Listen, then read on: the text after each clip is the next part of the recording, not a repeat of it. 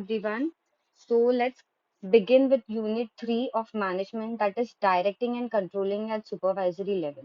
So basically, in this unit, we are going to study about the supervisory, how directing and controlling is actually done at supervisory level. Okay, so basically, we are going to learn needs for direction, then how the supervisor give instructions to subordinate, okay, and how he gave complete and feasible instructions to the subordinate. So this topic is going to be covered. Then how personal counseling is done by the supervisor. Then how elaborated decisions are taken by the supervisor. Okay, discipline, how discipline is maintained, how managerial control is done by the supervisor. Okay, so these all things we are going to study in this chapter. Okay, so let's begin with the first slide. First topic is needs of direction and instructions to subordinate. So basically, it is responsibility of a supervisor to give proper direction and instructions to be a subordinate, because without perfect instructions given in work, the subordinate can't work properly. So perfect instructions lead to improvement in performance, and without directions and instructions to subordinate, there cannot be improvement in the performance. Okay, now we'll see why exactly proper instructions are needed. So basically, if there are chances of mistakes if there are not proper instructions given. Then people become directionless in a particular task or a project if proper guidance is not given. Prior instructions always assist in smooth functioning of the organization. Work cannot happen as per the plan if proper instructions are not given to the by the supervisor. Okay. Next, we'll see then subordinates may also get frustrated due to mistakes they are making due to lack of proper instructions given. There will be loss of resources, wastage of time, possibility of repetitive work. Chaos will be possible among the team members if proper guidance and instructions are not given to them. Then new staff, juniors, they cannot work properly if the instructions are not clear. Okay, and a single mistake may cause heavy loss to an organization. So every time job challenges are different, so instructions helps the worker to understand the situation. So basically, deviation in work is possible if there are no proper direction and instructions given. Okay, and whole system may collapse due to lack of proper guidance and instructions. There will be loss of discipline, and goals that are directed cannot be achieved by the worker if there are lack of instructions and direction by the supervisor to the subordinates. Okay. Next topic is completeness and feasibility of the instruction. So basically, now we'll see how the instructions are complete and feasible by the supervisors.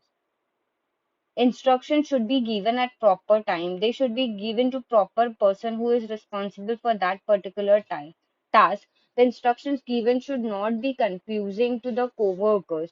They must be clear and simple, and they must be given by the authorities. Okay, instructions should be are in all either in written or oral as per the requirement. Okay, there is a closed loop system, that is, instructions have feedback mechanism.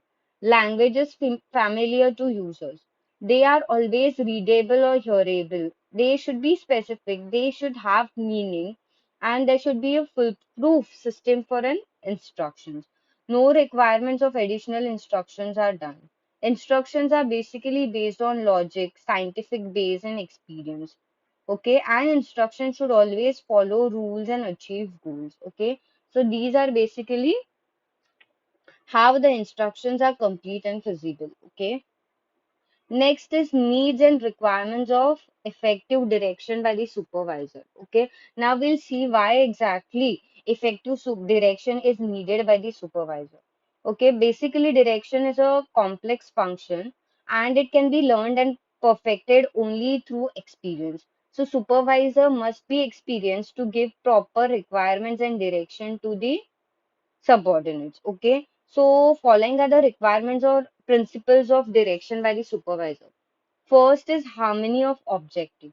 Means what? Supervisor should direct the subordinate in such a way that they feel that personal goals are in harmony with the objective of the organization. That is, a personal goal matches the objective of the organization. Next is unity of command.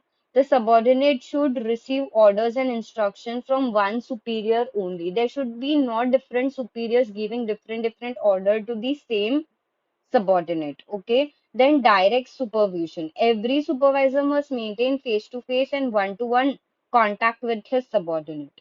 Then is efficient communication. So basically communication is an instrument for direction. So supervisor should communicate effectively to the subordinates. There should be a proper communication between a supervisor and a subordinate. Then follow through. Supervisor should always keep a track of whole performance of his subordinates, not only keeping helping them in their difficulties, but he should check whether they are doing their work properly or not, and the work is as per the timeline or not. So that is basically called as follow through. Okay. So these are needs and requirements of effective direction by the supervisor. Next is giving order or instruction by the supervisor. So basically, following principles must be followed in giving the instruction. First is the attitude necessary for carrying out of an order should be prepared in advance. That is what the attitude that is necessary for carrying out those instructions given by the supervisor should be always prepared in advance.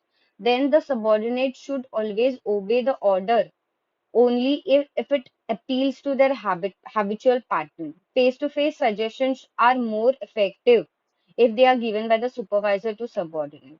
Order should not be personal in nature, it should always be priority of the organization. So these are basically giving orders and instructions by the supervisor. Okay, following principles must be followed while that. Next is conditions which make instructions or order acceptable. Okay, now we'll see what conditions makes the order or instruction acceptable. First is what the order should be clear and complete. The order should always be clear and complete. Then other one is it should be compatible with the purpose of the organization. It should be always also compatible with the employee's personal interest. That is, the order should be compatible with what task the employee is in expertise in, and it should be operationally feasible. Okay, then conditions for return instructions. Okay, so the subject is important. Several individuals are affected by those instructions.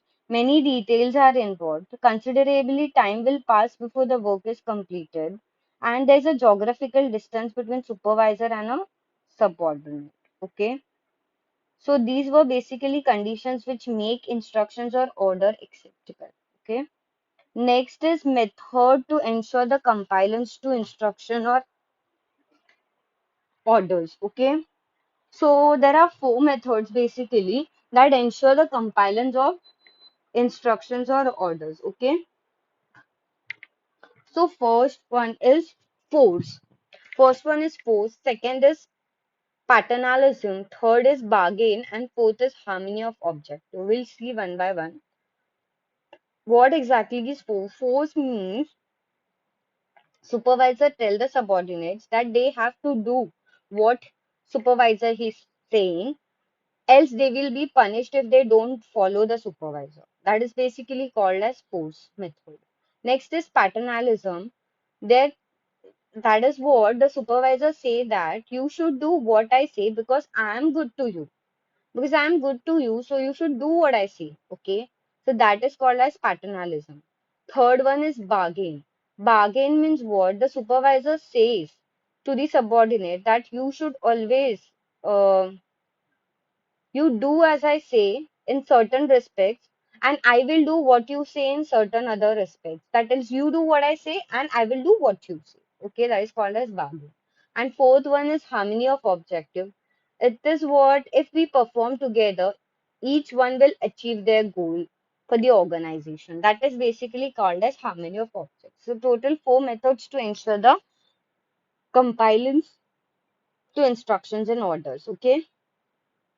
Next is characteristics of good instructions. Okay. So basically, the instruction should be a reasonable, it should be enforceable, it should be clearly defined, it should be understandable easily, it should be complete in all its respects, and it should have acceptance from the subordinate. It should be preferably written. Supervisor should use appropriate tone while issuing it, and it should specify the time when this instructions specify the time when the task is to be completed following those instructions. Okay, so these are basically characteristics of good instructions. Okay, next topic is importance of direction. Okay, so first one is always, it always starts with the action. It ensures maximum contribution of individuals. It coordinates group efforts. It provides always a stability, and it also provides a balance in the organization. It helps to achieve the objectives of the organization. So this is basically importance of direction. It is always starts with an action, maximum contribution of individual it ensures. It coordinates the group efforts, it provides stability, it provides balance in the organization, and it helps to achieve the objective of the organization. Okay, these are basically importance of direction. Next is characteristics of direction. Okay, it is basically a managerial function. Supervisor indicates action through direction. Okay, and it is basically a continuous process. It is starting from top and going towards the bottom of the organization, and all the subordinates should follow the supervisor's direction. It is a link between planning and control. Okay, so these are basically characteristics of direction. Next is, okay, that's it. This topic is done over here. Next is personal counseling. Now we'll see how the supervisor does the personal counseling of the subordinates. Basically, supervisor is in himself a counselor, a advisor, a mentor to all the workers. So unless and until he gets connected with each and every worker who is working under him, it's difficult to achieve the goal. Okay, so giving order and instructions for getting work done is not only sufficient for smooth running of any organization or a healthy environment among the workers. Its important feature is the success of the supervisor or a personal attention the supervisor is giving to each and every employee who is working under it. So personal counseling is very one of the important feature the supervisor should take care of. Okay. So now we'll see why exactly this personal counseling is needed. Okay. So why it is needed? Because people often tend to lose the confidence in the work.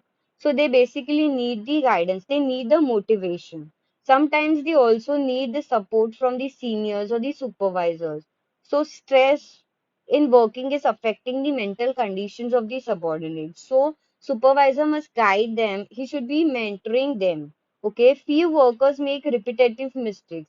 So that is why the personal counseling is needed by the supervisor. Performance of individual of or team is seriously affected if there are mistakes. So behavior and interpersonal relations are on serious note, and supervisor must look after it. There's an impact on productivity. Some workers are nervous due to work reasons at work, and the motivation is always needed for personal counseling. Okay, that is, these are all the reasons the personal counseling is needed by the supervisor. That is one-to-one counseling is needed. Okay, next is qualities of supervisor as a counselor. Effective counseling needs following qualities in supervisor. That is what he needs: a stable mind, positive thinking, listening ability, understanding body language, sensitive mind, problem solving nature, good communication skill, and motivational approach. So basically, effective counseling needs all these qualities in supervisor. Okay, so supervisor should have all these qualities if he want to be a good counselor. Okay, next is advanced prediction of making possible mistakes. Okay, so basically a supervisor should have should have supervisor always have that experience, so he should predict what all mistakes should be are possibly done by the subordinates. Okay, so the prediction of mistakes should be done in advance. Okay, how to do such predictions? First, understand the supervisor have to understand the current scenario. He should find out the deviation in work from the planned standard work. He should find out what is difference between actually planned work and what is exactly going on. Then the project the future as per the present status of the work, and should predict what is bad, poor, improper mistakes or shortcoming that can occur further in the future. Okay, next is what is use of such prediction. So why this predictions are should be done? Because we can be prepared for the losses. Losses can be minimized by it, and it can also reduce the future mistakes. Okay, so correction in present status can lead to achievement as per the plan and a great achievement as per the plan. Okay, that is why such predictions are important. Okay, so that's it for today. That is, I'll stop this video over here. Okay, we'll continue with further topics from the next in the next video. Okay, if you have any doubt in this video, we'll discuss about it on Wednesday, coming Wednesday. Okay.